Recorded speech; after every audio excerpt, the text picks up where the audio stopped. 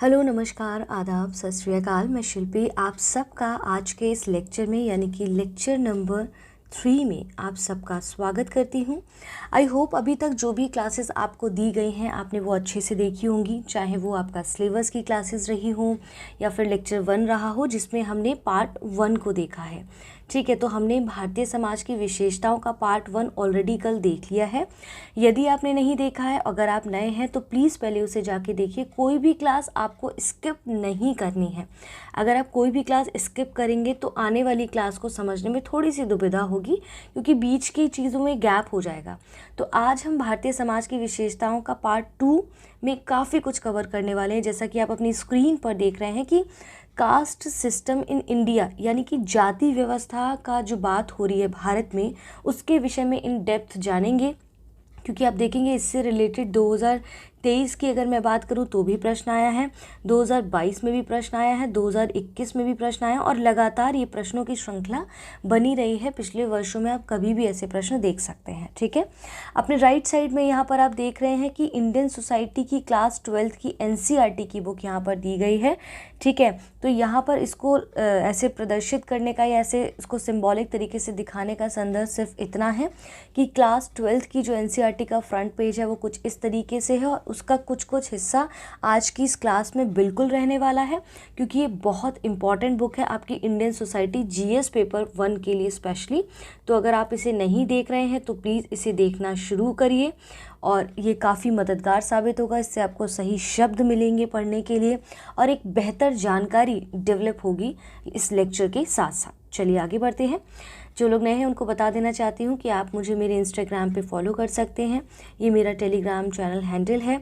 यहाँ पर आपको मेरे द्वारा अब तक जो भी जहाँ भी पढ़ाया गया है उसके PDF इत्यादि मिल जाएंगे, या आगे भी जो पढ़ाया जाएगा उन सब के PDF और पिक्चर्स वगैरह आपको मिलते रहेंगे। कोई भी क्वेरी है, कोई क्वेश्चन आंसर राइटिंग आप कर रहे हैं तो ये भी आप मुझे यहाँ पर सेंड कर सकते हैं, मेल कर सकते हैं। कोई चीज़ पूछनी है तो यहाँ पर पूछ सकते हैं। ठीक है, आइए अब हम आगे बढ़ते हैं। देखिए, जैसा कि यहाँ पर जाति प्रथा का एक पिक्चर आप अपने सामने देख रहे हैं। ठीक है, जैसे किसी भी आम नागरिक की तरह आप भी जानते ही होंगे कि जाति क्या है, एक प्राचीन इंस्टीट्यूशन है यानी कि प्राचीन संस्था है जो कि हज़ारों सालों से भारतीय इतिहास और संस्कृति का एक हिस्सा रही है। लेकिन 21st सेंचुरी में रहने वाले किसी भी भारतवासी की तरह आप ये भी जानते होंगे कि जाति केवल हमारे अतीत का नहीं बल्कि हमारे वर्तमान का भी एक हिस्सा है। ये दो जातियां जो है वो एक जो भारत के अतीत का हिस्सा मानी जाती है और दूसरी वो जो भारत के वर्तमान का हिस्सा है। कहाँ तक ये दोनों समान है, यानी कि प्राचीन समय में जो जाति व्यवस्था थी और वर्तमान में जो जाति व्यवस्था है, ठीक है, वो कहाँ तक समान है। दोनों आज भी क्या समान है, या कह सकते हैं कि थोड़ा से परिवर्तन आए हैं, या क्या चेंजेस आए हैं, या चेंजेस नहीं आए हैं तो क्या स्वरूप उनका बदला है। तो आज पूरा इस जो लेक्चर में आज पूरी तरह से हम इसी विषय पर बात करने वाले हैं। इसी विषय पर उत्तर और प्रश्नों की एक श्रृंखला पे भी बात करेंगे, या प्रीवियस ईयर के कोई क्वेश्चन होते हैं तो उस पर भी डिस्कस करेंगे। तो जाति प्रथा की यहाँ पर विशेषता बात की जा रही है। ठीक है, तो जाति जो है वो भारतीय उपमहाद्वीप से जुड़ा एक अनूठा संस्थान हम कह सकते हैं। ठीक है, और अगर जाति की बात की जाए तो उसे कास्ट से समझा जाता है ना। तो अंग्रेजी शब्द जो कास्ट है उसकी उत्पत्ति किससे हुई है, पुर्तगाली का मूल शब्द है कास्टा, उससे हुई है। इसका मतलब होता है विशुद्ध नस्ल। ठीक है, कास्ट का मतलब क्या होता है, विशुद्ध नस्ल से है, ध्यान रखिएगा। और जो अंग्रेजी शब्द कास्ट का मतलब होता है एक विस्तृत संस्थागत व्यवस्था से, यानी कि जिसे भारतीय भाषाओं में या फिर हम संस्कृत भाषा में, प्राचीन भाषा स्टार्टिंग में कह सकते हैं, दो विभिन्न शब्द जो हैं जैसे वर्ण हो गया, जाति हो गया, इसके अर्थ में उपयोग किया जाता है। लेकिन अब डिफरेंस ये समझना है कि वर्ण, अब बहुत कन्फ्यूजन ये होता है, वर्ण और जाति में एक डिफरेंस होता है। ठीक है, अब जाति में क्या डिफरेंस है और वर्ण में क्या डिफरेंस है, आइए उसको समझते हैं। ये परंपरा कहाँ से शुरू हुई उसको समझने का प्रयास करते हैं और कैसे एक दूसरे से भिन्न है और बदलते समय में इसकी परिभाषा में क्या क्या बदलाव आए हैं उनको समझने का प्रयास करते हैं। जैसे देखिए, लिखा है कि वर्ण और जाति में अंतर क्या होता है। ठीक है, तो जाति क्या है, पूरी तरह से आप देखेंगे कि जन्म पर आधारित होती है। ठीक है, अब वर्ण क्या है, वर्ण व्यवस्था व्यवस्था जो है वो सैद्धांतिक पक्ष में कर्म पर आधारित होती है। सिंपल वे में ये कि जाति जन्म पर आधारित है। जो हमारे 4 वर्ण हैं, ब्राह्मण, क्षत्रिय, वैश्य, शूद्र, ये जो है वो कर्म पर आधारित है। बेसिकली आप देखेंगे वर्ण जिसका शाब्दिक मतलब होता है रंग, यानी कि समाज के ब्राह्मण, क्षत्रिय, वैश्य और शूद्र, इन 4 श्रेणियों के विभाजन को वर्ण कहा जाता है। ठीक है, इस विभाजन में क्या होता है, जनसंख्या का एक महत्वपूर्ण भाग जो है वो इसमें शामिल नहीं है, जो कि जाति बहिष्कृत यानी विदेशियों, दासों, युद्धों में पराजित लोगों और अन्य लोगों से मिलकर बना होता है। ठीक है, तो जाति जन्म पर आधारित है और वर्ण कर्म पर आधारित विशेषता, ये अंतर आप विशेष रूप से देखेंगे। इसका व्यवहारिक पहलू जो है जन्म पर आधारित ही जो है कर्म को अधिक महत्व दिया गया है, भले इसका व्यवहार पहलू जो है जन्म पर आधारित रहा हो। जाति व्यवस्था में परंपरा जो है आप देखेंगे परंपरात्मकता को अधिक महत्व दिया गया, जबकि वर्ण में तुलनात्मक रूप से ऐसा नहीं। इसका कहने का मतलब ये है कि जाति व्यवस्था में क्या होता है कि जन्म पर आधारित है। ठीक है, एक ए व्यक्ति का जो है व्यवसाय पर्टिकुलर कुछ व्यवसाय है, ए व्यक्ति का व्यवसाय एक्स है, तो जब बी व्यक्ति वहाँ पर जन्म लेगा तो उसका व्यवसाय भी एक्स ही रहेगा।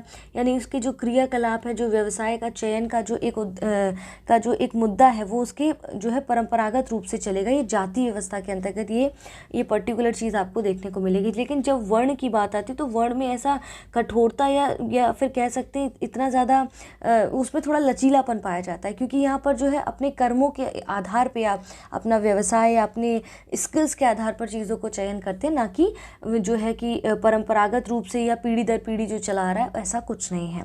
जबकि जाति व्यवस्था थोड़ी संकीर्ण मनोवृत्ति की होती है, उसमें चीज़ें संकुचित बहुत होती हैं कि नहीं जो है, जो लिखित है, जो हो चुका है उसी को आपको फॉलो करना है, या पीढ़ी दर पीढ़ी जो चला आ रहा है उसी चीज़ों को आपको करते रहना है जीवन भर, उसमें चेंजेस नहीं कर सकते। मान लीजिए ए व्यक्ति मैला ढोने वाला है, उसके घर में कोई भी पुत्र होता है तो वो भी मैला ही ढोएगा, तो वो परंपरा आपको वर्ण व्यवस्था में नहीं मिलती। जबकि इसके जो विचार हैं वो थोड़े प्रगतिशील विचारों की बात करता है। ठीक है, जाति व्यवस्था वर्ण व्यवस्था का कठोरतम रूप है। पहले वर्ण व्यवस्था की ही एक पद्धति हमारे समाज में व्याप्त थी, पर जैसे जैसे अर्थव्यवस्था ने करवट बदलना शुरू की, क्योंकि अर्थव्यवस्था किसी भी व्यवस्था में बहुत बड़ा एक रोल प्ले करता है, तो अर्थव्यवस्था के स्वरूप ने, कृषि ने कहें तो कैसे एक बड़ा बदलाव लेकर आया इन चीज़ों के बीच में, और कैसे वर्ण व्यवस्था और जाति व्यवस्था के बीच की खाई को पाट कर वर्ण व्यवस्था के स्वरूप को परिवर्तित करके जाति में कन्वर्ट कर दिया, यानी कि जाति व्यवस्था में पूरी तरह से उसको कन्वर्ट करके और किसी न किसी तरह से उसे जाति आधारित यानी कि जन्म आधारित व्यवसाय को यहाँ पर बनाने का प्रयत्न कर दिया। ठीक है, और वर्ण व्यवस्था से उत्पन्न माना जाता है, जबकि वर्ण व्यवस्था प्राचीनतम संरचना और जाति व्यवस्था की अपेक्षा ज़्यादा लचीली है, थोड़ी सी, ठीक है, लिबरल है। जातियों में अनेक जातियाँ होती हैं, जबकि वर्ण व्यवस्था में मात्र 4 वर्ण होते हैं, यानी कि भाई ब्राह्मण, क्षत्रिय, वैश्य, शूद्र। जातियों में आप देखेंगे ना, आपने अगर एक मूवी देखी होगी जैसे आर्टिकल, ठीक है, आर्टिकल 15 एक आयुष्मान खुराना की मूवी थी, तो वो जब पुलिस इसमें रहते हैं, पुलिस का रोल प्ले करते हैं, और जब वो इन्वेस्टिगेशन के लिए अपनी फील्ड पर जाते हैं तो वहाँ पर उनके साथ और भी सहभागी जाते हैं, वहाँ पर पुलिस के लोग जाते हैं, तो कुछ पानी मांगने की कुछ ऐसी बात होती है, तो वो कहते हैं कि नहीं हम इसको पानी नहीं देंगे या हम इसके मटके का पानी नहीं पिएंगे क्योंकि ये निम्न कुल का ब्राह्मण है, हम उच्च कुल के ब्राह्मण हैं। वहीं कुछ शूद्र होते हैं, उसमें कहते हैं कि हम उच्च कुल के शूद्र हैं, हम निम्न कुल के शूद्र हैं। तो आप देख रहे हैं कि जातियों में उपजातियों का जो एक कॉन्सेप्ट है ना, ये कैसे समाज में जो है औद्योगिकरण के समाज में कैसे उपजा। ठीक है, या हम कह सकते हैं गुप्त काल में भी इसके जो है कुछ स्वरूप हमें दिखाई देने को मिलते हैं, उसको हम आगे समझेंगे। ठीक है, तो कैसे जातियों में भी उपजातियाँ, कई सारी जातियाँ होती, तो हर क्षेत्र में जातियों के अलग अलग स्वरूप होते हैं। जबकि वर्ण व्यवस्था की बात करें तो पूरे भारत में, वो कहते हैं कि पूरे भारत में वो फैली हुई है वर्ण व्यवस्था, लेकिन जब बात आती है पूरे भारत में सेम है वर्ण व्यवस्था, लेकिन जब बात आती है जाति की, वर्ण व्यवस्था पूरे भारत में समान है, लेकिन जब बात आती है जाति की तो भारत के हर क्षेत्र में यहाँ पर अलग अलग उपजातियाँ, जाति में उपजातियाँ आपको देखने को मिलती हैं। ठीक है, जाति प्रथा में सामाजिक और धार्मिक नियम जैसे सहवास, ठीक है, भोजन, वैवाहिक संबंध, ये ज़्यादा कठोर होते हैं कि भाई ये पर्टिकुलर जाति का व्यक्ति है तो उस जाति में जाकर वहाँ पर उनके साथ मिलजुल कर नहीं खाएगा, या किसके भोज में जाना है, किसके भोज में नहीं जा सकते हैं, या किसके जो है अपने अंतर विवाह की बात करते हैं या किसी और जाति में विवाह कर सकते हैं, तो इसमें जो है कठोरता दिखाई देती है। थी जाति प्रथा में, जबकि वर्ण व्यवस्था में इन संबंधों में कठोरता तुलनात्मक रूप से थोड़ी सी कम है। स्वरूप बदला है। देखिए पहले के समय में, आज के समय में ऐसा नहीं जाति व्यवस्था समाप्त हो गई है, वर्ण व्यवस्था समाप्त हो गई, लेकिन उसका स्वरूप बदल गया है। अब वो कैसे सामाजिक और आर्थिक रूप से और राजनीतिक रूप से उसका और धर्म के रूप में कैसे उसका जो है स्वरूप बदला है, बदलते समय में उसके स्वरूप की जो एक प्रथा है वो हम यहाँ पर समझने का प्रयास करेंगे। ठीक है, अब यहाँ पर अपनी स्क्रीन पर आप देख पा रहे होंगे, देखिए यहाँ पर चैप्टर 3 लिखा है। तो ये किस चीज़ का चैप्टर 3 की बात कर रहा है, इसको डीप में मतलब यहाँ पर देखने की ज़रूरत है। बस कहने का तात्पर्य ये है कि NCERT जब आप पढ़ेंगे तो चैप्टर 3 आपको 12th के NCERT चैप्टर 3 में देखिएगा जाति और जाति व्यवस्था की यहाँ पर बात की गई है। तो बहुत सिंपल तरीके से दिया गया है, जाके इसे ज़रूर पढ़ने का प्रयास करिएगा।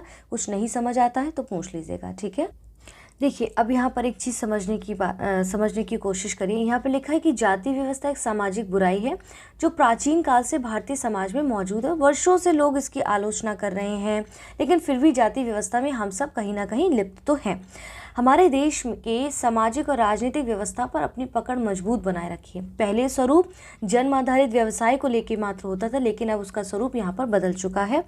इसको ऐसे समझिए कि भारत में जो है जाति की जो उत्पत्ति के कारण है वो कारण और काल के विषय में बहुत सारे मत प्रचलित है। जैसे एक मत है कि श्वेत वर्ण विजेता जो आर्य हैं और श्याम वर्ण विजित जो अनार्य हैं, उनके संघर्ष के कारण आर्य और दास नामक दो जातियों का जन्म हुआ, और इन्हीं से कालक्रम में वर्ण संस्करण, व्यवसाय, धर्म, संस्कृति, श्रम विभाजन जैसे कारणों से अनेक जातियां उत्पन्न हुई। वहीं दूसरा मत ये कहता है कि जाति का जो उदय है वो आर्यों के आने से पहले से ही अनार्य समाज में हो चुका था। ठीक है, लेकिन आर्यों के आगमन से क्या हुआ, इसे कुछ नए रूप ज़रूर मिले हैं। आर्यों के अलग अलग समूहों में संभवतः अपने विश्वास, संस्कृति, धार्मिक कर्म कांडों के कारण अलग बने रहने और कह सकते हैं अंततः अंतर्विवाह यानी कि सजातीय विवाह समाज के अंग बने रहे हैं। ठीक है, जिसके कारण आपको एक जाति प्रथा का जो एक कॉन्सेप्ट है वो वहाँ पर देखने को मिलता है। यानी कि हमने जैसे बताया था पुर्तगाली मूल शब्द कास्टा से जाति बना है, जिसका मतलब नस्ल, प्रजाति, जन्म से होता है। ठीक है, वर्ण में हमने देखा कि उसके रंग से होता है। यहाँ तक क्लियर है। ठीक है, अब यहाँ कह रहे हैं कि भारतीय समाज में सदियों से कुछ बुराइयां प्रचलित रही हैं, जाति व्यवस्था भी उनमें से एक है। अभी हमने देखा कि कोई आज की उत्पत्ति नहीं कि अचानक से उत्पन्न हो गया। ठीक है, जाति व्यवस्था की अवधारणा में इस अवधि के दौरान कुछ परिवर्तन तो ज़रूर हुए हैं। इसकी मान्यताएं उतनी रूढ़िवादी नहीं है। देखिए, ये कहने को कह सकते कि उतनी रूढ़िवादी नहीं है, लेकिन आप देखेंगे एक बदलते स्वरूप में गेटेड सोसाइटी का भी कॉन्सेप्ट हमें देखने को मिलता है। ठीक है, गेटेड सोसाइटी का कॉन्सेप्ट अभी हम नीचे पढ़ेंगे कि किस प्रकार से जैसे एक एक जो है किसी जाति ने, जैसे फॉर एग्जांपल सिख समुदाय ने एक पूरी सोसाइटी को अपनी बना लिया कि यहाँ पर सिर्फ सिख रहेंगे, या किसी ब्राह्मण सोसाइटी को बना लिया कि यहाँ सिर्फ ब्राह्मण रहेंगे। तो कहीं ना कहीं इसने भले ही वो दिखाने को, कहने को, इसका जो फ्रंट पेज है वो बदल दिया है, लेकिन बैक साइड में आप देखेंगे कि वो व्यवस्था आज भी विद्यमान है। तो जितनी पहले हुआ करती थी, कहते हैं उतनी रूढ़िवादी नहीं रही है, स्वरूप बदल गए हैं। लेकिन इसके बावजूद भी अभी भी देश में लोगों के धार्मिक, सामाजिक और राजनीतिक जीवन पर जो है असर डाल रही है। आप देखेंगे वोट बैंक, ये जाति व्यवस्था के ऊपर जो वोट बैंक की एक अवधारणा है, ये बहुत ज़्यादा बड़े स्तर पर काम करती है जब बात आती है राजनीति की। ठीक है, अब यहाँ पर उत्पत्ति की बात कर रहे हैं। जैसा कि मैंने कहा कि इसमें कई सारे मत व्याप्त हैं, तो इसका कुछ मत यहाँ पर है जो हमारे यूपीएससी के लिहाज से काफ़ी महत्वपूर्ण हो जाते हैं। तो आपकी एनसीईआरटी यहाँ पर क्या कहती है उसको भी समझने का प्रयास करेंगे यहाँ पर। ठीक है, यहाँ पर कह रहे हैं कि ऋग्वैदिक कालीन वर्ण व्यवस्था उत्तर वैदिक काल के आते आते जाति व्यवस्था जन्म के आधार पर निर्धारण में परिवर्तित होती गई। यानी कि कैसे कैसे जन्म के आधार पर, यहाँ पर आपको पहले व्यवसाय के आधार पर होता था ऋग्वैदिक काल में वर्ण व्यवस्था। ठीक है, इसमें कह रहे हैं ऋग्वैदिक कालीन वर्ण व्यवस्था पहले व्यवसाय के आधार पर निर्धारण, फिर उत्तर वैदिक काल के आते आते जाति व्यवस्था होने लगी जो कि जन्म पर आधारित निर्धारण में ये चेंजेस आपको यहाँ पर दिखाई देना शुरू हो जाते हैं। आप देखेंगे ना, जब चीज़ें आप डेप्थ में पढ़ेंगे, यहाँ जो ऋग्वैदिक की बात की जा रही है, सबसे पहले क्या हुआ ऋग्वेद के पुरुष सूक्त में। ठीक है, यहाँ पर मैं लिखती भी जाती हूँ, ऋग्वेद के पुरुष सूक्त में आप इन चीज़ों को लिख लीजिएगा, इन चीज़ों को नोट करिएगा, क्योंकि आंसर राइटिंग में जब आप लिखेंगे तो एक अच्छा आंसर आपका दिखेगा। यहाँ पर देखेंगे पुरुष सूक्त में ऋग्वैदिक में जो है इसमें वर्णों की उत्पत्ति के संदर्भ में बात की गई है। और इस बात यानी कि इस चर्चा के अनुसार वर्णों की जो उत्पत्ति वो विराट पुरुष के मुख से कहते हैं। ठीक है, विराट पुरुष से हुई थी, मुख से नहीं, विराट पुरुष से हुई है। यानी कि उसके मुख से ब्राह्मण, भुजाओं से उसकी क्षत्रिय और जांघों से उससे वैश्य और पैर से उसके शूद्र उत्पन्न हुए। वहीं जब आप उत्तर वैदिक काल में आते हैं, किस में आते हैं, जब आप उत्तर वैदिक काल की बात करते हैं तो उसमें उपनिषदों में लिखा गया है बृहदारण्यक उपनिषद के अनुसार कि ब्रह्मा ने पहले ही 4 वर्ण बना दिए थे, लेकिन प्रारंभ में क्या हुआ, केवल एक ही वर्ण यानी कि ब्राह्मण उत्पन्न हुआ। जैसे जैसे इनसे काम नहीं होते गए इन्होंने क्षत्रिय की उत्पत्ति हुई। ठीक है, लेकिन फिर जब इन दोनों से मिलकर भी काम नहीं हुआ तो सभी काम इनसे मिलकर संपन्न नहीं हुआ, तब संसार में शूद्रों का जन्म हुआ। तो इससे 2 बातें तो स्पष्ट हो जाती हैं यहाँ पर। पहली बात क्या स्पष्ट हो जाती है कि सामाजिक आवश्यकताओं के अनुसार क्या हुआ, अलग अलग समय पर कई वर्णों की उत्पत्ति हुई। वहीं दूसरी तरफ आप देखेंगे दूसरा कॉन्सेप्ट क्या कहता है कि वर्णों की उत्पत्ति का जो आधार है वो वर्णों द्वारा दी जाने वाली जो सेवाएं हैं, सर्विसेज हैं, उनसे उत्पन्न हुआ। इसके अलावा आप छांदोग्य उपनिषद की जब बात करेंगे तो किसी भी वर्ण में जन्म पूर्व जन्म के कर्मों के अनुसार होता है।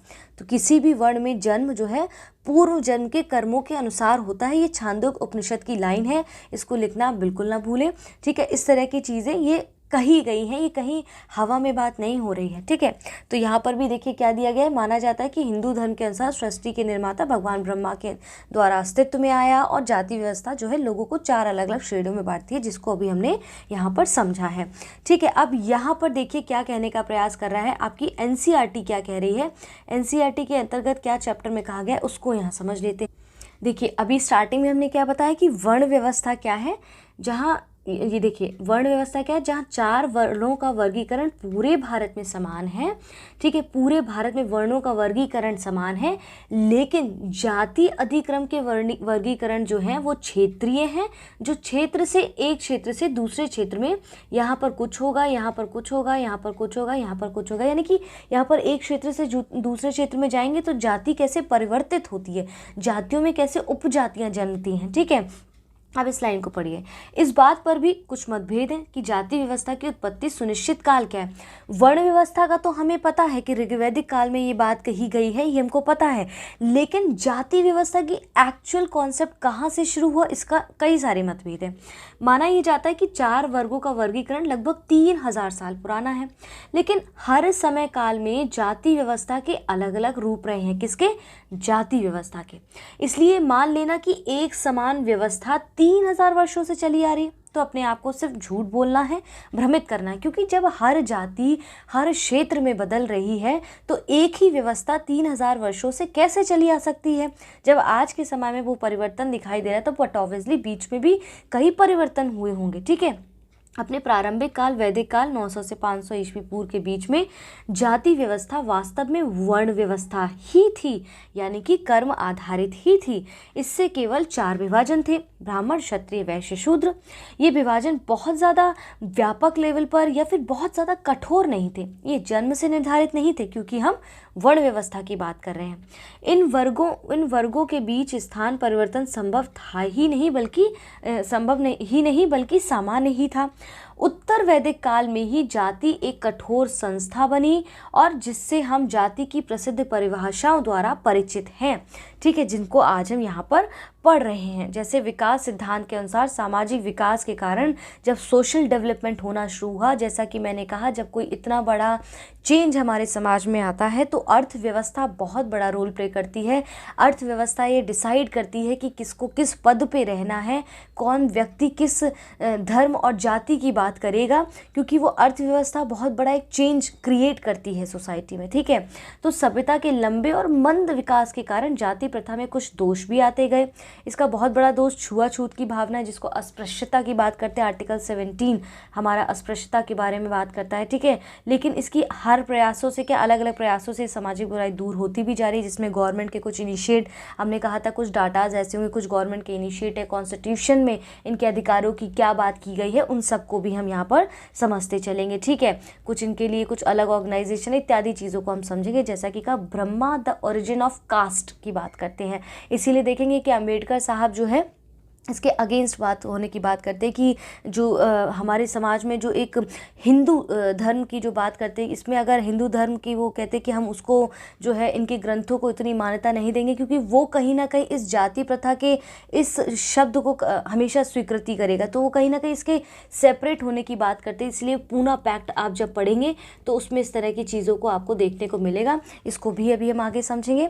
तो ब्रह्मा के मुख से आप देखेंगे ब्राह्मण, उनके बाजुओं से जो है क्षत्रिय, और यहाँ से वैश्य, जांघों से वैश्य, और पैरों से इनके शूद्र उत्पन्न होते हैं। और शूद्रों में भी आप देखेंगे दलित, जो आउटकास्ट, स्ट्रीट स्वीपर, और देखते हैं वॉशरूम क्लीनर्स इत्यादि के नाम से इनको संबोधित किया गया है। ठीक है, अब यहाँ पर ये पुस्तक देखने का तात्पर्य क्या है? प्राचीन भारत का इतिहास। आप तो कहेंगे मैम हम लोग तो सोसाइटी पढ़ रहे हैं। जी बिल्कुल, इसका एक चैप्टर है यहाँ पर आप पढ़ेंगे जिसमें गुप्त काल के अंतर्गत बात की गई है। आप इस बुक को पढ़ेंगे तो यहाँ पर एक बहुत खूबसूरत चीज़ हमें पता चलती है कि जैसे हम समझते हैं कि ब्रह्मा के मुख से इस तरह से जन्म हुआ है, या मनु स्मृति में क्या कहा गया है, उन सारी चीज़ों को समझने के बाद आप जब इस पुस्तक को पढ़ेंगे ना, तो एक्चुअल मीनिंग यहाँ पर आपको समझ आएगा कि कैसे जाति व्यवस्था जो है वो कैसे जजमानी व्यवस्था ने, ठीक है, इस पुस्तक के अंतर्गत दिया गया है कि जजमानी व्यवस्था जो थी, ठीक है, जजमानी व्यवस्था जो थी गुप्त काल के समय पे, उन्होंने कैसे यहाँ पर जाति व्यवस्था को जन्म दिया। किसको? जाति प्रथा को जन्म दिया। किसने? जजमानी व्यवस्था ने। तो गुप्त काल में सामंतवाद का जन्म हुआ, और गुप्त काल में सामंतवाद ने ही पूरी राजनीति को बदला, और इसी ने जाति व्यवस्था को भी जन्म दिया। ठीक है, जाति व्यवस्था को इसने जन्म दिया। फिर आप देखेंगे कि जब अंग्रेज आए, अंग्रेजों के समय में क्या हुआ, इन्होंने जजमानी व्यवस्था, जो एक जजमानी व्यवस्था रूपी माँ जो है, इसको खत्म कर दिया। ठीक है, और यहाँ पर लेकर आए उन्होंने जाति व्यवस्था को वेंटिलेशन पे डाल दिया। जाति व्यवस्था जो उसका बेटा था, माँ यानी कि जजमानी व्यवस्था थी, और जाति व्यवस्था जो उसका बेटा था उसको वेंटिलेशन पे यहाँ पर डाल दिया। और जब सही समय आया तो जाति व्यवस्था का इस्तेमाल किया और फूट डालो की राजनीति की, फूट डालो शासन की राजनीति की। कैसे एक तरीके से उन्होंने अपना वर्चस्व कायम करने के लिए इनका किस तरह से एक मिसयूज़ करना शुरू किया। तो जाति व्यवस्था जो है जजमानी व्यवस्था से कैसे आपको गुप्त काल के समय से देखने को मिलती है, किस प्रकार से देखेंगे एक अर्थव्यवस्था ने जो एक बड़ी करवट वहाँ पर बदली थी, उससे आपकी ये व्यवस्था देखने को मिलती है। ठीक है, तो जाति व्यवस्था जो है वो आवश्यक है, सामंतवादी कुरीति है पूंजीवाद में, और जाति व्यवस्था में कुछ हम और भी चीज़ें आगे समझेंगे। तो जब इस पुस्तक को कभी मौका मिले पढ़ने का तो ज़रूर पढ़िएगा। इसने किस तरह से जाति जो है क्रांति ला दी थी, एक तरीके से कैसे जजमानी व्यवस्था ने एक स्टेजेस तय कर दिए थे कि कौन किस स्टेज पे काम करेगा, जाति के अनुसार कैसे इसने डिवीज़न करना शुरू कर दिया था। ठीक है, इसी में आप इसके आगे एक कोटेशन जैसे होगा तो आप लिख सकते हैं कि जाति ना पूछो साधु की, पूछ लीजिए ज्ञान, कबीर का ये कोटेशन। तो आप इस तरह की चीज़ें भी लिख सकते हैं। कहने का तात्पर्य है कि कभी मौका मिले तो गुप्त काल में कैसे जजमानी व्यवस्था ने, सामंतवादी व्यवस्था ने जाति व्यवस्था को जन्म दिया, वो यहाँ पर समझने का प्रयास कर सकते हैं। चाहे तो इसको मेंशन कर सकते हैं, ठीक है, अगर आप पढ़ना चाहें। ये सिर्फ आपकी समझ के लिए यहाँ पर बताया गया है। अब देखिए यहाँ पर जैसे कि मैंने कहा कि जाति प्रथा के विषय में महात्मा गांधी और डॉक्टर भीमराव अम्बेडकर के कुछ अलग अलग मत थे। ठीक है, कुछ मतभेद भी हम कह सकते हैं उसमें थे। जैसे कि पहली चीज़, महात्मा गांधी जो थे वो भीमराव अम्बेडकर और के में जो है भारत में जातिगत सुधारों में बड़े समर्थनकर्ता माने जाते हैं। इन्होंने काफ़ी सुधार लाए हैं अपने अपने तरीके से। इनका लक्ष्य समान था, लेकिन इनके जो कह सकते हैं मार्ग थे वो थोड़े से अलग थे। तो इनके वैचारिक कुछ भिन्नताएं, कुछ मतभेद भी थे इनके बीच में। ठीक है, इनका उद्देश्य तो सेम था पर इनके रास्ते अपनाने के अलग अलग थे। एक और जहाँ गांधी ने हिंदू धर्म के अंदर सुधार कर जाति प्रथा की समस्याओं को समाप्त करना चाहा, वहीं अम्बेडकर ने कहा कि हिंदू धर्म से अलग होकर दलितोद्धार चाहते थे। ऐसा क्यों है? आप देखेंगे गांधी जी कहते थे कि हिंदू धर्म के अंदर ही हम कुछ रेमेडीज कर देंगे, कुछ चीज़ें चेंज कर देंगे तो ये दलितों का जो एक कॉन्सेप्ट है उसको स्वीकृति मिल जाएगी। लेकिन कहीं ना कहीं अम्बेडकर साहब कहते थे कि ऐसा होगा ही नहीं। जब तक हिंदू धर्म का कॉन्सेप्ट रहेगा, कहीं ना कहीं ये चार जो व्यवस्थाएं हैं, ब्राह्मण क्षत्रिय वैश्य शूद्र की जो व्यवस्था है वो हमेशा व्याप्त रहेगी। तो वो इससे अलग होने की बात कर रहे थे। जैसे कि हमने देखा कि हिंदू मुस्लिम एक अलग अलग जो है कॉन्सेप्ट की बात की गई, उसी तरह ये यहाँ पर दलितोद्धार के लिए एक अलग कॉन्सेप्ट की बात कर रहे थे, जिसको हम पूना पैक्ट के अंतर्गत समझेंगे। ठीक है, गांधी जी जहाँ वेद और ग्रंथों की उपयुक्त भाषा व्याख्या से हरिजनोद्धार, इनको हरिजन कहा गया ना, ईश्वर के जो है ईश्वर का स्वरूप या ईश्वर के मनुष्य के रूप में, यहाँ पर ईश्वर का जो है पुत्र कह सकते हैं या ईश्वर का ही एक स्वरूप के रूप में इन्होंने यहाँ पर कहने का तात्पर्य जो था इनका गांधी जी का, वो यहाँ पर जो है दलितों को हरिजन कहा करते थे, तो उनके उद्धार की कामना करते थे। वही अम्बेडकर ग्रंथों में विश्वास नहीं करते थे, उनका कहना था कि कैसे मनुस्मृति हो गया या फिर हम जिस तरह से पूरे, देखिए ब्रह्मा पे पूरी बात डाल दी, ब्रह्मा ने जो है इस पूरे ब्रह्मांड का उत्पत्ति की, तो कह दिया गया कि ब्रह्मा के मुख से ये उत्पन्न हुआ। तो जब ब्रह्मा के मुख से ही और ब्रह्मा के पूरे शारीरिक अवसंरचना से ही इस तरह की जाति का जो है का जो उत्पन्न हुआ है, तो उसके बेसिस पे उन्होंने यहाँ पर कहीं ना कहीं उसको मानने से स्वीकृति नहीं दी। ठीक है, गांधी जी हरिजन को हिंदू धर्म का अंग मानते थे, जबकि अंबेडकर जी उन्हें हिंदू समाज से बाहर धार्मिक अल्पसंख्यक, एग्जैक्टली सही वर्ड बोले तो धार्मिक अल्पसंख्यक मानते थे। जैसे धार्मिक अल्पसंख्यकों में आप देखेंगे मुस्लिम संप्रदाय की जो एक बात की जाती है, मुस्लिमों ने अपने अल्पसंख्यक होने की अलग मांग की और अलग वोट और अलग तरह की चीज़ों की बात की। इन्होंने भी कहा, सोचिए आज ऐसी स्थिति होती फिर हिंदू अलग बात करते, हिंदू संप्रदाय की बात होती है, मुस्लिम संप्रदाय की, फिर एक जगह पे आपको देखने मिलता धार्मिक अल्पसंख्यक के रूप में दलित अल्पसंख्यक की बात की जाती। तो ऐसा होने से जो है बातें हुई और यहाँ पर पूना पैक्ट को संपन्न कराया गया। पूना पैक्ट की एक झलकी आपको मैं यहाँ बताते चलती हूँ, हालांकि आपने हिस्ट्री में पढ़ा ही होगा, लेकिन फिर भी एक दो पॉइंट्स है जो आपको यहाँ पर समझ लेना है, क्योंकि यहाँ पर ये कॉन्सेप्ट आया है तो आपको करेक्ट इन्फॉर्मेशन पता होनी चाहिए। ठीक है, पहले तो ये देखिए कि पूना पैक्ट हुआ कब था। 1932 में आपका पूना पैक्ट हुआ था। तो दलित वर्ग को क्या था यहाँ पर कि अलग निर्वाचन मंडल की सुविधा दिए जाने के विरोध में महात्मा गांधी जब जेल में थे, कौन सी जेल में थे, यरवदा जेल में थे। ठीक है, यरवदा जेल में जब वो थे तब और यरवदा जेल में ही 20 सितंबर को 1932 को, ठीक है 20 सितंबर को 1932 को अमरण अनशन उनका चल रहा था। ठीक है, इसी समय टैगोर ने गांधी जी के बारे में कुछ बातें भी कही थी, जैसे कि भारत की एकता और उसकी सामाजिक अखंडता के लिए ये एक उत्कृष्ट बलिदान है, इत्यादि चीज़ें कही थी। खैर यहाँ पर फिर आप देखेंगे मदन मोहन मालवीय, डॉक्टर राजेंद्र प्रसाद, पुरुषोत्तम दास, श्री राज गोपालचारी आदि के कई सारे प्रयत्नों ने सितंबर 1932 में गांधी जी और दलित नेता अम्बेडकर के मध्य पूना समझौता हुआ।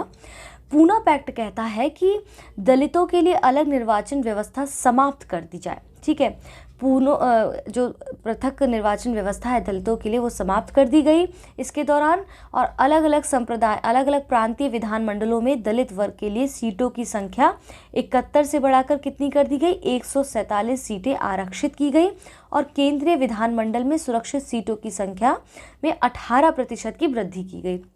तो ये कॉन्सेप्ट हमें यहाँ पर समझना होगा, जब भी आप हिस्ट्री पढ़ेंगे तो उसकी चीज़ों को यहाँ पर इस प्रकार से मेंशन कर सकते हैं, क्योंकि समाज कोई बाहर एकदम इतर बात नहीं करता है, हमारे इर्द गिर्द चीज़ों की बात करता है। चाहे वो समाज को हर विषय से हम लिंक करके समझने का प्रयास करेंगे, तभी एक अच्छी आंसर राइटिंग होलिस्टिक चीज़ों को समझ पाएंगे। ठीक है, जहाँ पर देखेंगे गांधी जी ने ग्राम स्वराज की बात करते हैं, वही अम्बेडकर कहते हैं कि गाँव में तो जातिवाद बहुत प्रमुख केंद्र है, क्योंकि शहरीकरण ने कहीं ना कहीं जाति व्यवस्था को पाटा है।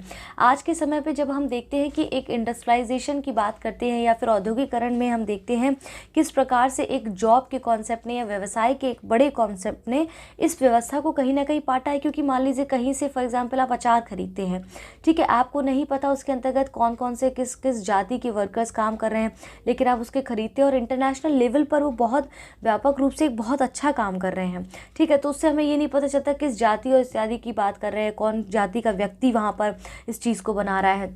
जबकि आप देखेंगे ग्रामीण में, गाँव में आज भी ये व्यवस्था विद्यमान है। शहरों में एक अलग स्वरूप है, गेटेड सोसाइटी के रूप में आपको ऐसी चीज़ें दिखेंगी, लेकिन गाँव में तो बहुत ही निम्न स्तर पर चीज़ें आपको देखने मिलती है। मतलब कि बहुत ही सो कॉल्ड ये ब्राह्मण और सो कॉल्ड शूद्रों की यहाँ पर जो है इस तरह से जो है प्रताड़ित किया जाता है उनको, तो ये चीज़ें गाँव में ज़्यादा देखने को मिलती है। तो कहीं ना कहीं अम्बेडकर साहब इसके थोड़ा अगेंस्ट बात करते थे, क्योंकि उनको पता था कि गाँव से ये जो कुरीतियाँ हैं वो जल्दी समाप्त नहीं होंगी, जल्दी जल्दी दूर नहीं होंगी।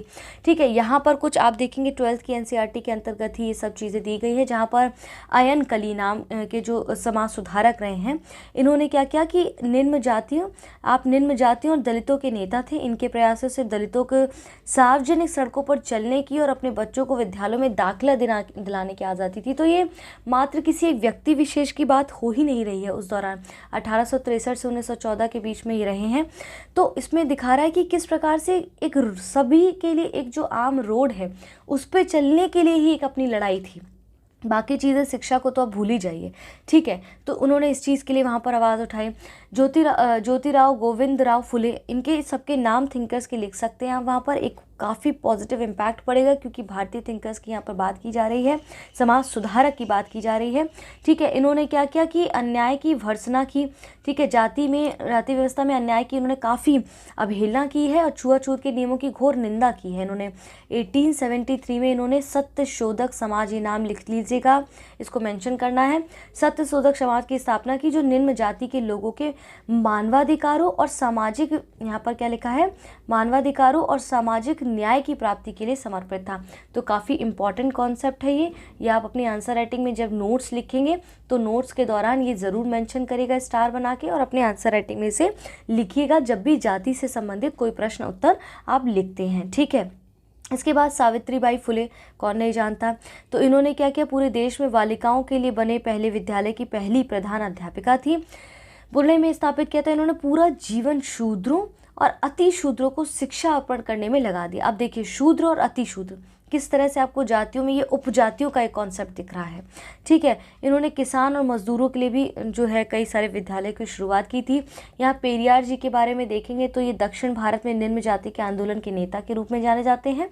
इन्होंने लोगों को महसूस कराने के लिए जो है बीड़ा उठाया कि सभी मनुष्य बराबर हैं और हर व्यक्ति का ये जन्मसिद्ध अधिकार है कि वह स्वतंत्रता और समानता का आनंद लें। यहाँ पर हम कौन होते हैं कि जो डिसाइड करें कि कौन व्यक्ति क्या जो है अपना व्यवसाय चुन सकता है, कौन व्यक्ति क्या कार्य कर सकता है, ये हम जन्म से आधारित नहीं कर सकते, जबकि स्किल बेस्ड होनी चाहिए, चीज़ों के इंटरेस्ट बेस्ड होनी चाहिए। ठीक है, तो एक बहुत बड़ी जंग जो एक प्राचीन समय में चली है, इतिहास में चली है, तो उस इतिहास को हमें नहीं भूलना है। उसके कुछ एग्जाम्पल्स यहाँ पर हमें अपने आंसर राइटिंग में मेंशन करते रहना है। ठीक है, यहाँ तक क्लियर है। इसके बाद श्री नारायण गुरु ने भी यहाँ पर देखेंगे एक शांतिपूर्ण लेकिन सार्थक सामाजिक क्रांति का नेतृत्व किया। सबके लिए एक जाति, एक धर्म, एक ईश्वर का नारा इन्होंने दिया। इस तरह से इनका नाम लिख के आप अपनी आंसर राइटिंग के लिए यहाँ पर इसको पहले से ही तैयार कर सकते हैं। ठीक है, ताकि जब आंसर राइटिंग आप जाति से संबंधित कुछ लिखते हैं तो उसमें यहाँ पर डिकोड कर सकते हैं इन चीज़ों को।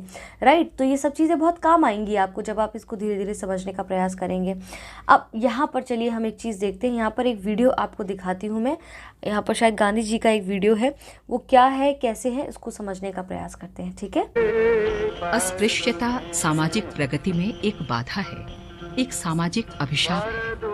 गांधी जी हमेशा इस बुराई को भारतीय समाज से मिटाने का प्रयास करते रहे। 26 अक्टूबर 1947 को प्रार्थना सभा के बाद भाषण में अस्पृश्यता की समस्या पर बोलते हुए गांधी जी, ये अस्पृश्यता की जड़ हर एक हिंदू के दिल में से निकल जाए। जिस जगह पे तन पर चलता है हिंदुओं की तरफ से, वहाँ भी वो चली जाए तो हम बहुत ऊंचे चले जाए। और जब अस्पृश्यता की जड़ निकल गई तो मुझे कोई, हम क्या मुसलमानों को या तो दूसरी कोई धर्मी है उनको अस्पृश्य बनाएंगे, या तो अस्पृश्य बनाने की जैसी बात हो गई। मैं समझता हूँ हमारे धर्म पर एक बड़ा कलंक लग गया है, अस्पृश्यता रूप। तो अस्पृश्यता को मिटाने के लिए हम खुद अस्पृश्य बन जाएं। अगर हम अस्पृश्य बने, झाड़ू निकालने का काम करें, वो कोई खराब काम थोड़ा है, वो तो बहुत अच्छा काम है। स्वच्छता रखना वो तो धर्म है, तो वो तो धार्मिक काम हो जाता है।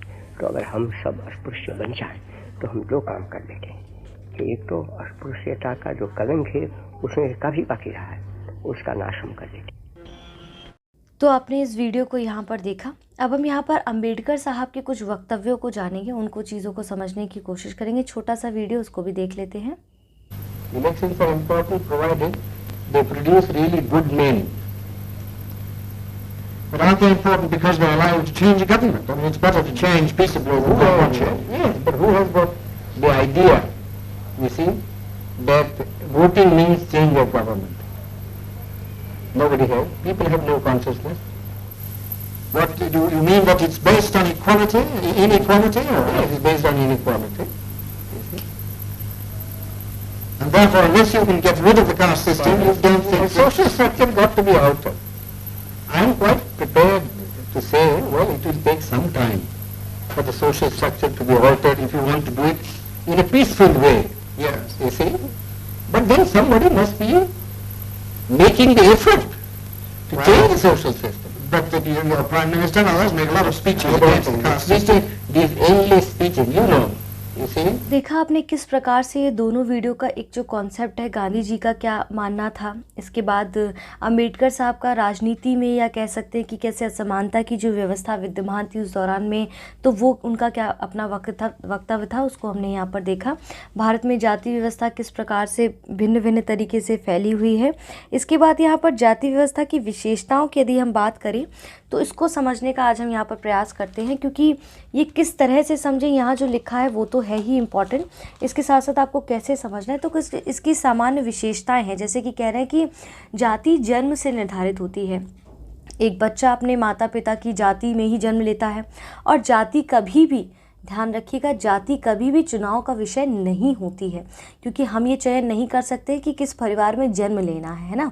तो हम अपनी जाति को कभी भी नहीं बदल सकते या छोड़ नहीं सकते, या इस बात का चुनाव नहीं कर सकते हैं कि हमें जाति में शामिल होना है या नहीं होना है। हालांकि ऐसे उदाहरण हैं जहां एक व्यक्ति को उसकी जाति से निकाला भी जा सकता है, लेकिन जाति का चयन नहीं कर सकते हम।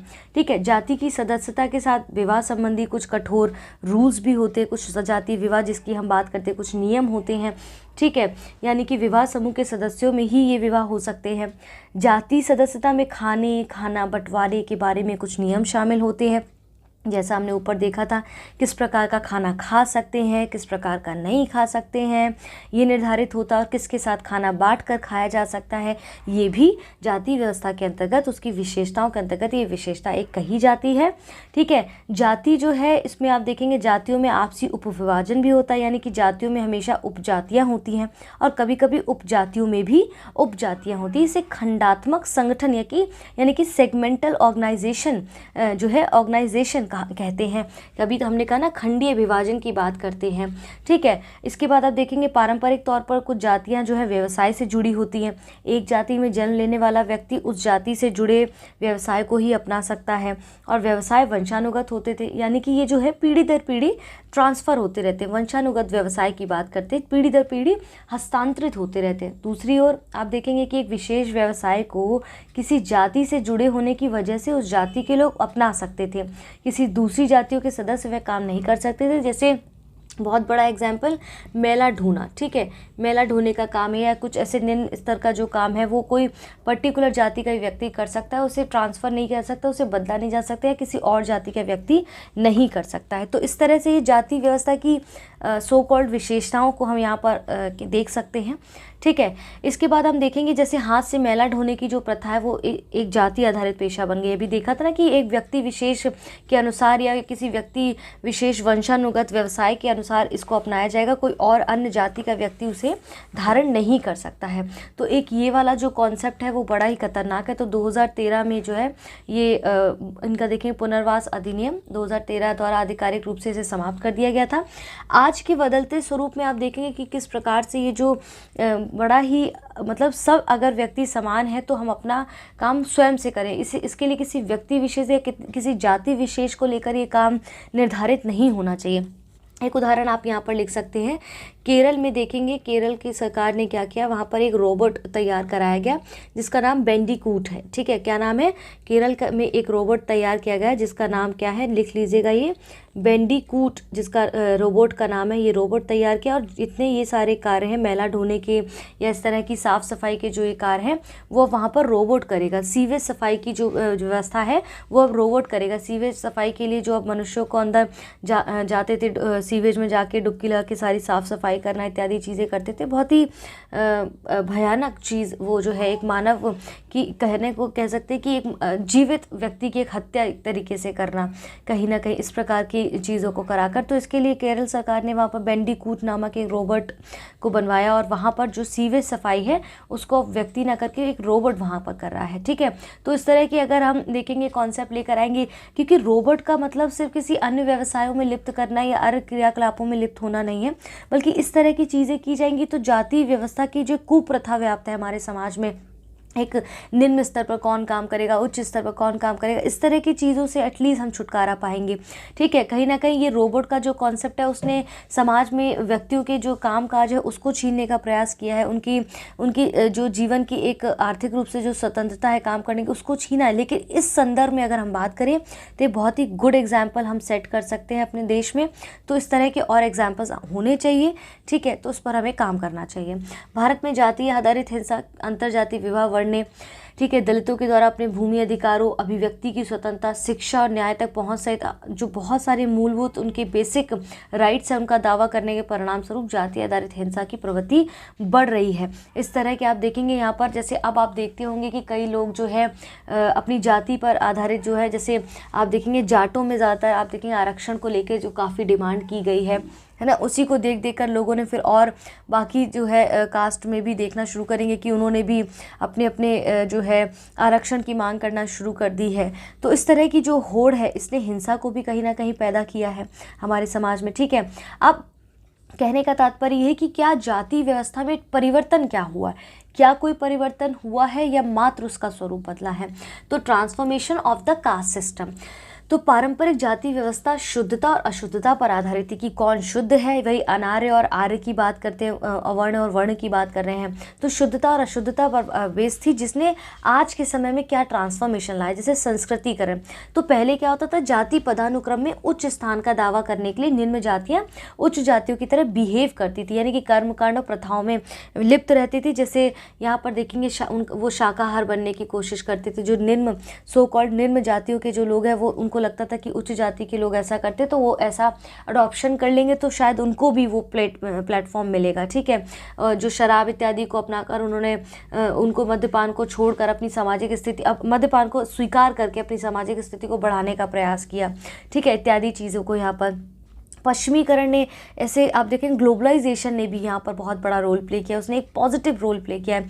शिक्षा, खान पान की जो आदतें, अब शिक्षा के दौरान ये नहीं अब पूछा जाता आप किस जाति धर्म से हैं। हालांकि गांव में अगर आप देखेंगे तो आज भी कहीं ना कहीं स्कूलों में, जैसे हम गवर्नमेंट स्कूल में आप देखेंगे वो व्यवस्था व्याप्त होती है कि वहाँ पर आपको मिड डे मील मिलेगा।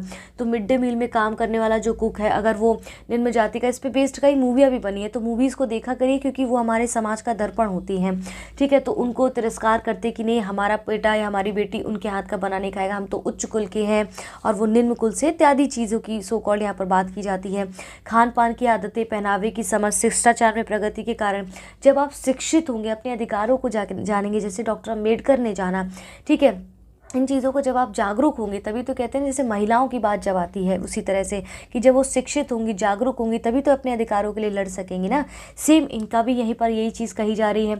पश्चिमी संस्कृति ने जो है, पश्चिमी संस्कृति को अपनाने से जाति व्यवस्था में थोड़े से बदलाव आए हैं, क्योंकि इसने जाति व्यवस्था की जो गलत कॉन्सेप्ट है उसको पाटने की कोशिश की है। सिर्फ यहाँ पर आर्थिक रूप से यहाँ पर आगे बढ़ने की बात की, जो पीछे उसके लिप्त है, जो मतलब दीमक के रूप में जो जाति की कुप्रथा जो उसमें चिपकी हुई है उसको कहीं ना कहीं दूर करने का प्रयास किया है। मॉडर्नाइजेशन आप देखें, आधुनिकीकरण ने वैज्ञानिक दृष्टिकोण, औद्योगिकरण, शहरीकरण, हाई लिविंग स्टैंडर्ड, ठीक है, व्यापक दृष्टिकोण के कारण जाति व्यवस्था को थोड़ा सा लचीला बना दिया है, ठीक है।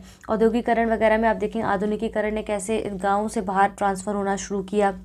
अब जैसे यहाँ पर एक चीज़, इसका एक स्वरूप और आता है। यहाँ पर आपने एक मूवी देखी होगी, मांझी द माउंटेन मैन, ठीक है।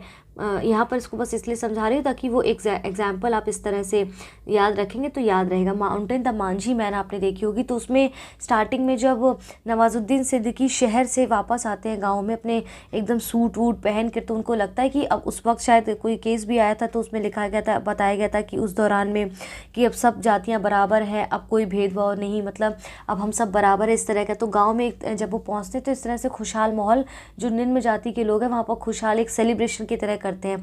तो जो सो कॉल्ड उच्च जाति के लोग हैं तो उनका तिरस्कार करते, कहते हैं कि पन्नों पे कुछ भी हो जाए हम तुमको वही मानेंगे, तुम भले ही कितना बड़ा व्यवसाय कर लो, चाहे कितना भी तुम्हारे लिए कानून बन जाए, लेकिन हम तुमको उसी तरह से ट्रीट करेंगे। तो कहीं ना कहीं ये समाज में जो बदलाव है वो हमारे विचारों से होगा, हमारे व्यवहार से होगा।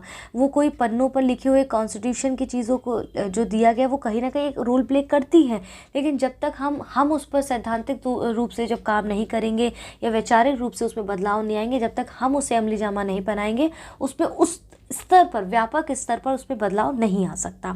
ठीक है। और जाति और राजनीति का तो एक घनिष्ठ संबंध देखा गया, कैसे वोट बैंक की राजनीति की जाती है। निचली जातियों को चुनाव और सत्ता की लॉबिंग के माध्यम से सशक्त बनाया गया, जिससे उन्हें अपनी भावनाओं को व्यक्त करने की अनुमति मिली है। राजनीति में जाति प्रमुख कारक बन गई है। इसका गुड इम्पैक्ट भी है कि उनमें से कोई व्यक्ति उठ के राजनेता बनता है और अपने ही जाति के लोगों को आगे प्रमुखता में रखता है और उनको आगे लेके जाता है। लेकिन जैसे यूपी में आप देखेंगे समाजवादी पार्टी हो गया, तो पॉलिटिकल पॉइंट में एकजुट किया है इन्होंने। ठीक है। तो ये सारे कॉन्सेप्ट जो है वो हम जब देखते हैं तो अच्छे भी हैं, लेकिन कहीं ना कहीं इन्होंने भी तो देश में इस तरह की चीज़ों को बांट दिया ना। कहीं ना कहीं वो वोट बैंक बनाने के लिए उन्होंने आज भी जाति की, अगर निम्न जाति की हम बात करें तो इस तरह की राजनीतिक पार्टियों ने उनका वहाँ पर ही उनको ऊपर आने का प्रयास नहीं किया। वो कुछ पर्टिकुलर व्यक्ति आके तो उन पर शासन कर रहे हैं, लेकिन उनको जो है जाति व्यवस्था के जाल से बाहर नहीं निकाला, उसमें भंवर जाल में और फंसा दिया है। वोट बैंक की जो राजनीति है उसमें कहीं ना कहीं उनको फंसा के रखा हुआ है। ठीक है। अब यहाँ पर कह रहे हैं, आगे बढ़ते हैं, जो हमने पिछले ही सब कारण पढ़े हैं इसमें क्या, इसके परिणाम स्वरूप क्या है, जाति व्यवस्था में कुछ निम्न तरीकों में परिवर्तन हुआ है। अब परिवर्तन के क्या, ये जो कारण थे इसमें कैसे और परिवर्तन देखने को मिलते हैं, किन किन तरीकों से परिवर्तन हुए। जैसे कि अंतर्जातीय विवाह, अब क्या है प्रेजेंट टाइम में आर्थिक और सामाजिक आवश्यकताओं के कारण अंतर्जातीय प्रवृत्ति में भी अब एक जाति दूसरी जाति में भी विवाह कर सकती है। रूढ़िवादिता को चुनौती दी जा रही है, जैसे बढ़ते शहरीकरण के कारण क्या हो रहा है, जो जाति व्यवस्था की एक ऑर्थोडॉक्स प्रथा थी, जैसे बाल विवाह हो गया, विधवा पुनर्विवाह हो गया, इस पर प्रतिबंध लगाया गया। धर्म परिवर्तन पर प्रतिबंध किया गया। निम्न जाति के लोगों के प्रति उच्च वर्ग की संवेदनशीलता, उसको चुनौती दी जा रही है। खान पान की आदतों में चेंजेस किए जा रहे हैं। क्या क्या तरीके अपनाए गए हैं परिवर्तन के लिए।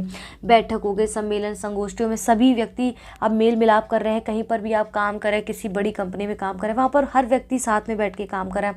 सब सेम एम्प्लॉयज़ हैं, एक ही स्तर पर काम कर रहे हैं, कोई जाति वर्ण से उसका लेना देना नहीं, सब एक ही टेबल पर खाना खा रहे हैं। किसी भी संगोष्ठी या सम्मेलन में आप या शादी ब्याह में भी अगर आप देखते हैं। ठीक है। इसके अलावा लोगों ने एक ही मेज पर खाने की प्रथा की। निम्न जाति, यहाँ पर निम्न जाति के जो लोग हैं वो उनके द्वारा भोजन को बनाया गया, दुराग्रह के स्वीकार करने जैसे नए सामाजिक मानदंडों को अपनाया गया है। जैसे कि अभी हमने मिड डे मील का भी एक कॉन्सेप्ट बताया था। जैसे शादी ब्याह, किसी फंक्शन में, किसी ओकेजन में जाते तो आपको नहीं पता रहता ना कि कौन जाति का व्यक्ति बना रहा, होना भी नहीं चाहिए पता। इस बात का कोई मतलब ही नहीं है। आपका मेन मकसद जो खा रहे हैं उस पर होना चाहिए, बल्कि किसके द्वारा बनाया गया ये मैटर ही नहीं करता। व्यावसायिक परिवर्तन, अब वो वाला जन्म आधारित व्यवसाय की बात नहीं रह गई कि वंशानुगत व्यवसाय चलेगा, परंपरागत रूप से व्यवसाय चलेगा। जबकि औद्योगिकरण, जो इंडस्ट्रियलाइजेशन है, आधुनिकीकरण के साथ जाति व्यवस्था की कठोरता टूटी है, जिसके कारण क्या हुआ, व्यवसाय में परिवर्तन भी हुए हैं। जाति व्यवस्था की जो वापसी है वो कैसे आपको देखने को मिलती है, उसका नया स्वरूप कैसे देखने को मिलता है। जैसे कि अधिक राजनीति और जातिगत गठजोड़ों के साथ जाति की पहचान समाज में प्रमुखता प्राप्त कर रही है। ये वोट बैंक की राजनीति का औजार बन गया है, जो अभी हमने ऊपर समझा था। तो समाज में जो परिवर्तन हो रहे हैं, उस परिवर्तन के पीछे के जो तरीके हैं, कारण हैं, उनके क्या तरीके हैं, वो तरीकों का स्वरूप यहाँ दिया गया है। इसको बहुत अच्छे से समझने की कोशिश करिए और इसको अपनी आंसर राइटिंग में लिखिएगा। देखिए काफ़ी इम्पैक्टफुल होगा ये। ठीक है। अब यहाँ पर जाति आधारित भेदभाव के जो विरुद्ध कौन कौन से सुरक्षा के उपाय हमारे संवैधानिक कॉन्स्टिट्यूशन में क्या क्या बोला गया है, उसको यहाँ पर समझने का प्रयास करेंगे। ठीक है। जैसे अनुच्छेद 15 क्या कहता है कि राज्य किसी नागरिक के विरुद्ध केवल धर्म, मूलवंश, जाति, लिंग, जन्म स्थान या इनमें से किसी के आधार पर कोई भी विभेद नहीं करेगा। तो इस तरह बुरा नहीं लिखना है आपको, आप वहाँ पर आर्टिकल 15 का एक निचोड़ लिख सकते हैं, एक मर्म लिख सकते हैं, ठीक है। एक्यूरेट नहीं लिखने की ज़रूरत है कि क्या कहा था ना, रिग फार्मूला की जो बात की थी कि यहाँ पर रिलेटेबल चीज़ें लिखनी है, रिलेवेंट चीज़ें नहीं लिखनी है, जनरलाइज चीज़ें नहीं लिखनी है, ठीक है। और ऐसा नहीं कि रिजिट हो जाना है। और यहाँ 4A की जो बात की थी, किस प्रकार से अफोर्डेबिलिटी की बात की है, अवेयरनेस की बात की है, तो ठीक है, उन चीज़ों को मद्देनज़र रखते हुए अपने आंसर राइटिंग में उस कॉन्सेप्ट को इनडायरेक्टली डालना है, ठीक है। अनुच्छेद 16 क्या कहता है, राज्य के अधीन किसी नियोजन या पद के संबंध में, ठीक है, केवल धर्म, मूलवंश, जाति, लिंग, उद्भव, जन्मस्थान, निवास, इनमें से किसी के आधार पर ना तो कोई नागरिक इसके लिए अपात्र होगा, ना उसके साथ कोई विभेद किया जाएगा, ठीक है। आर्टिकल 335 क्या कहता है, संघ और राज्य किसी राज्य के कार्यकलाप से संबंधित सेवाओं पदों के लिए नियुक्ति करने में अनुसूचित जातियों और अनुसूचित जनजातियों के सदस्यों को दावों का प्रशासन की दक्षता बनाए रखने की संगति के अनुसार ध्यान रखा जाएगा। ये आर्टिकल 335 आप मेंशन अपनी आंसर राइटिंग में ये डाटा को लिख सकते हैं, ये चीज़ें वहाँ पर ज़रूर मेंशन करिएगा। बीच के दौरान आप जब देखिए आंसर राइटिंग करते हैं ना, मेंस आंसर राइटिंग, तो मात्र 10% आपका इंट्रो होना चाहिए प्रश्न में, ठीक है। इसके बाद आपका 80% आपका बेसिक जो होता है, बेसिक बीच का जो स्ट्रक्चर होता है, मेन आंसर जो बीच का होता है, ठीक है, इंट्रो के बाद जो आपका मेन आंसर होता है वो आपका 80% हो। इसके बाद जब आप निष्कर्ष कंक्लूजन लिखते हैं, जो आप ऑलरेडी लिख चुके होंगे, पहले से बना हुआ थोड़ा कंक्लूजन होगा SDG और इन सब चीज़ों को लेते हुए, वो आपका 10% होना चाहिए। तो सही रणनीति 100% प्रश्न उत्तर की जो मेंस की वो 10% इंट्रोडक्शन, 80% आपका बेसिक स्ट्रक्चर बीच का पार्ट होना चाहिए और 10% आपका कंक्लूजन होना चाहिए। ये सही क्राइटेरिया है आंसर राइटिंग करने का, ठीक है। इसके बाद हम बात करते हैं आर्टिकल 330 और आर्टिकल 332। ये क्या कहते हैं, लोकसभा और राज्य विधानसभाओं में अनुसूचित जाति, अनुसूचित जनजाति के लिए सीटों का आरक्षण की बात की गई है, ठीक है। हमने यहाँ पर संवैधानिक प्रावधान, कुछ प्रोविजंस देखे हैं। अब संवैधानिक निकाय जो है, ठीक है, संवैधानिक कुछ निकाय हैं, उनको समझने से national commission for schedule caste एक लाया गया, राष्ट्रीय अनुसूचित जाति आयोग, अनुसूचित जनजाति आयोग भी लाया गया, जिसको हम नेक्स्ट टॉपिक में पढ़ेंगे। सांविधिक प्रावधान यहाँ पर क्या कहते हैं, इसको समझिए, ठीक है। तो अब संवैधानिक यानी कि हमने देखा कि कॉन्स्टिट्यूशन में, कॉन्स्टिट्यूशन इसका मतलब समझिए, संवैधानिक मतलब हमारे संविधान में, कॉन्स्टिट्यूशन में क्या क्या कहा गया है। सांविधिक मतलब कि लॉ के द्वारा अमेंडमेंट करके या फिर एक्ट के द्वारा या कानूनी रूप से संशोधन करके संसद के द्वारा क्या कानून लाए गए। तो सांविधिक प्रावधान क्या है, तो अनुसूचित जाति और अनुसूचित जनजाति संशोधन अधिनियम 2018 में पहले एक था, ये इसका डेट एग्जैक्टली मुझे याद नहीं आ रहा है, समथिंग 1983 और समथिंग था, मतलब मैं करेक्ट नहीं हूँ अभी यहाँ पर, इसको देख के बताती हूँ। लेकिन इसका संशोधन जो हुआ वो 2018 में जो फाइनल आया, अत्याचार निवारण, तो इसकी डेफिनीशन उस वक्त में क्या थी, यहाँ पर उस डेफिनीशन को समझिए क्या था, जिसको 2018 में संशोधित करके कुछ चीज़ों को इसमें एड ऑन किया गया है, ठीक है। पहले डेफिनीशन क्या थी, यदि अनुसूचित जाति SC और ST वर्ग के अतिरिक्त कोई व्यक्ति किसी भी तरह से किसी अनुसूचित जाति या अनुसूचित जनजाति वर्ग से संबंध रखने वाले किसी व्यक्ति को प्रताड़ित करता है या उसके विरुद्ध ये कानून कार्य करता है, ठीक है। कौन सा कानून, ये कानून कार्य करता है, उसके अगेंस्ट, उसकी रक्षा के लिए कानून लाया गया है, कानून काम करता है, इसीलिए सांविधिक प्रोविजन यानी कि लॉ के द्वारा यहाँ पर कुछ चीज़ लाई गई है संसद के द्वारा, ठीक है। अब यहाँ पर देखिए, अब ये कितना इंपॉर्टेंट है, जब आप प्रश्न उत्तर लिखेंगे कि भारतीय समाज में जाति व्यवस्था के बदलते स्वरूप के बारे में बताइए, या फिर प्राचीन समय से कैसे, कि प्राचीन समय से आधुनिक समय में क्या स्वरूप में बदलाव हुए, तो पहले वो लिखेंगे, फिर इसके बाद हम इस तरह की चीज़ें लिखेंगे, जाति व्यवस्था का नया स्वरूप क्या है, जैसे राजनीति। पुरानी संरचना के अलग देखेंगे, विभिन्न जाति समुदायों ने जातिगत पहचान के आधार पर राजनीतिक दलों का गठन करके खुद को मजबूत किया, जैसे यूपी में हमने समाजवादी पार्टी की बात की, बहुजन समाजवादी पार्टी की बात करते हैं, जिसके कारण जाति पर आधारित राजनीतिक गोलबंदी बढ़ी है और लिंगायतों की मांग है कि उनको अल्पसंख्यक समुदाय माना जाए, ठीक है। इसी क्रम में उच्च जातियों में भी संगठन की भूमिका बढ़ी, जैसे अखिल भारतीय बनिया संगठन, अखिल भारतीय ब्राह्मण समाज इत्यादि। तो जो उच्च जातियों के कुछ ऑर्गेनाइजेशन संगठन बनाए गए, उसी कड़ी में देखेंगे कि जब निम्न जातियों ने अलग अलग प्रकार के, सो कॉल्ड निम्न जातियों ने यहाँ पर अलग अलग प्रकार से आप देखेंगे कि संगठन बनाने शुरू किए, तो उन्हीं की की तर्ज पर अखिल भारतीय बनिया संगठन, भारतीय ब्राह्मण समाज का जो है निर्माण होना शुरू किया। तो एक तरीके से एक होड़ लग गई, है ना। तो जाति व्यवस्था का एक मॉडर्न एक रूप आपको देखने को मिलता है। जाति आधारित लाभों और आरक्षण के लिए संघर्ष होता है, जैसे जाट आंदोलन अभी हमने ऊपर बताया, पट्टीदार आंदोलन ने जातियों को एकजुट किया। इसी के साथ साथ और जातियों ने भी और ग्रुप ने भी जो है आरक्षण करना शुरू कर दिया। लेकिन आप एक चीज़ समझिए, यहाँ पर जो जाति आधारित आंदोलन की या आरक्षण की बात करता है, मान लीजिए ए व्यक्ति यहाँ पर एक मेल है और बी व्यक्ति यहाँ पर कोई फीमेल है, और ये दोनों इन्होंने पढ़ाई करके IAS और IPS बन जाते हैं, ठीक है, IAS और ये IPS बन जाते हैं। फिर इन दोनों की शादी हो जाती है, मान लीजिए उनसे एक पुत्र पैदा या पुत्री पैदा होती है, तो वो जब IAS IPS की तैयारी करेगा या किसी प्रकार की तैयारी करेगा तो उसको भी ये जो है SC ST होने का आरक्षण प्राप्त होगा। तो क्या ये उचित है? क्योंकि अब तो ये आर्थिक रूप से सक्षम है। भाई आरक्षण लाभों की बात तो इसीलिए की गई है ना कि भाई उस हिसाब से आर्थिक रूप से सक्षम नहीं है, उस प्रकार से उस ओहदे पर नहीं है, या समाज में उनको कटाव की स्थिति पैदा होती है, उनको उस तरह से तिरस्कार मिलता है। लेकिन क्या इस परिस्थिति में ये होना चाहिए? इस पर आपका क्या विचार है, कमेंट बॉक्स में बताइएगा।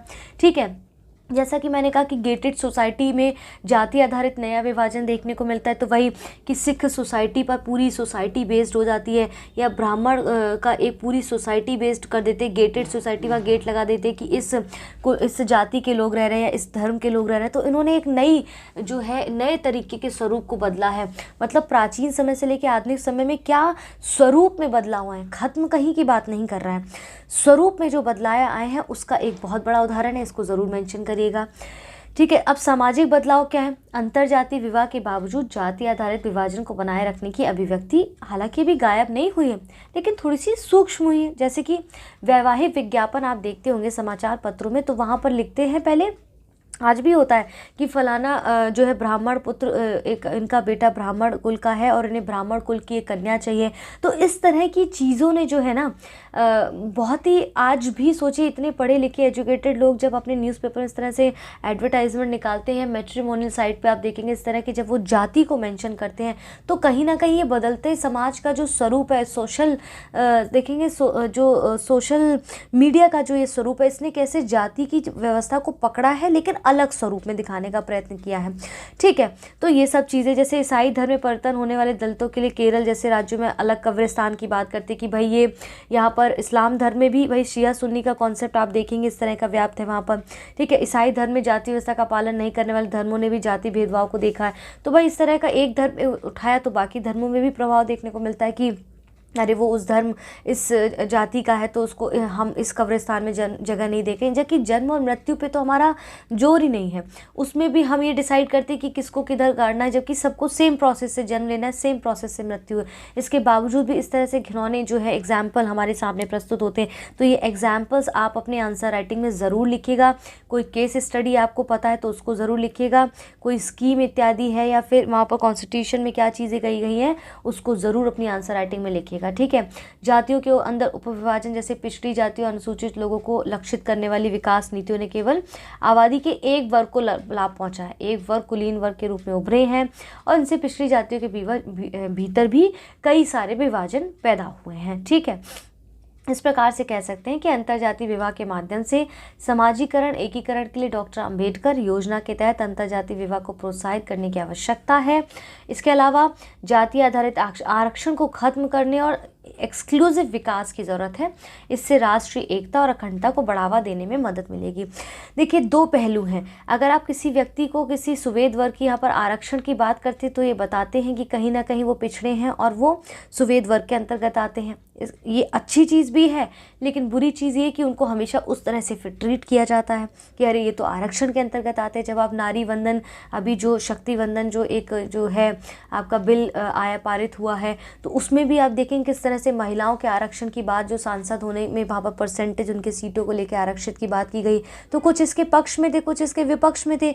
ठीक इसी तरह से कि आरक्षण कहीं ना कहीं पक्ष और विपक्ष दोनों तर्कों को देता है कि आरक्षण उनकी स्थिति को थोड़ा सा कमज़ोर दिखाता है, ठीक है। लेकिन आरक्षण ना हो तो लोग जो है जो उसके ऊपर जो लोग काम कर रहे हैं वो उनको दबाने की कोशिश भी करते हैं। तो पैरेलली हमें चीज़ों को लेके चलना है। कहने का तात्पर्य ये है कि मानसिक रूप से बदलाव लाने की कोशिश करनी है। पेपर पे क्या है उसको तो इम्प्लीमेंट करना ही है, उसके बिना तो संभव ही नहीं है। लेकिन उस संभावनाओं को और बढ़ाने के लिए हमें थोड़ा सा अपने खुद के प्रयासों से समाज में परिवर्तन लाने की बात करते हैं।